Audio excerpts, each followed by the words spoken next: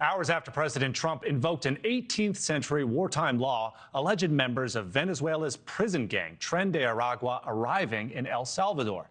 The Salvadorian president sharing this dramatic video on X depicting TDA and MS-13 gang members hauled off into a plane, thrown into a bus, and then their heads shaved as they're now being held in an infamous terrorism confinement center.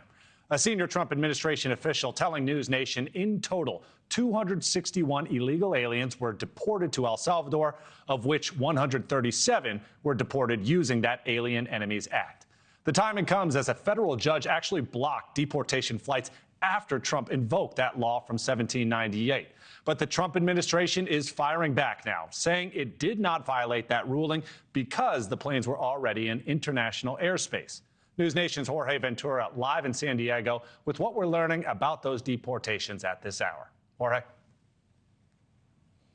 Well, Alex, a senior Trump administration official confirming to NewsNation that the rap sheets of those illegal aliens deported to El Salvador yesterday do include kidnapping, sexual abuse of a child, robbery, and aggravated assault on a police officer. Now, according to El Salvador's president, Nayib Bukele, the country will be receiving 238 suspected Tren de Aragua gang members and 23 suspected MS-13 gang members who were immediately transferred to the country's mega prison.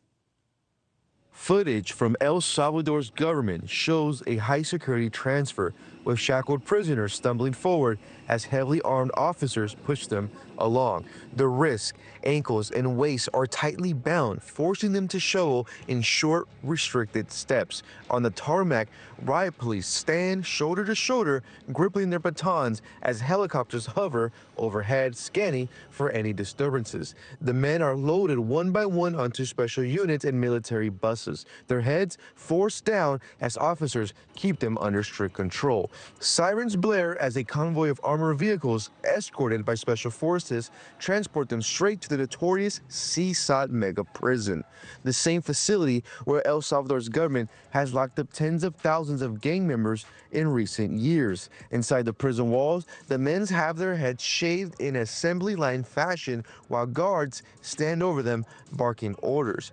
Cameras capture the moment they're wearing white prison uniforms before being marched, hands behind their backs, into tightly packed holding cells.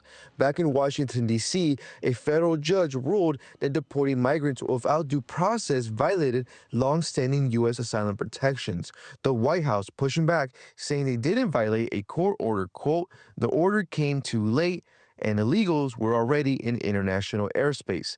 The El Salvadoran president posting, "Oopsie, too late." His government confirming the inmates will remain in El Salvador with no plans to return them to the U.S. U.S. officials are back in the move. Secretary Marco Rubio called it a fair price for American taxpayers.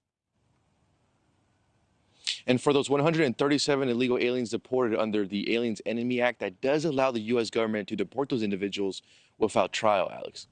Jorge, we're also following up on the USS Gravely. That's that guided missile destroyer deployed yesterday to the U.S. Northern Command Area of Responsibility. That marks a major shift in border security efforts. What's the latest that you're hearing on this deployment, and what can you tell us about the broader strategy to secure that border using that destroyer?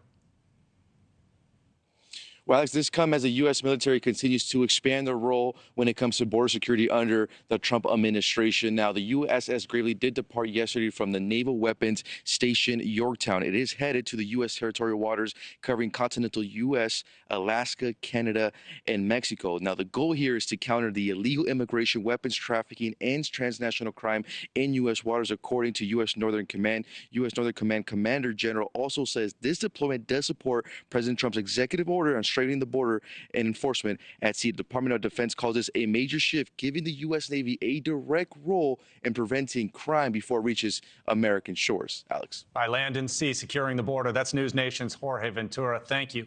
Thanks for watching. Go to joinnn.com to find NewsNation on your screen. And don't forget to click the red subscribe button below to get more of NewsNation's fact-driven, unbiased coverage.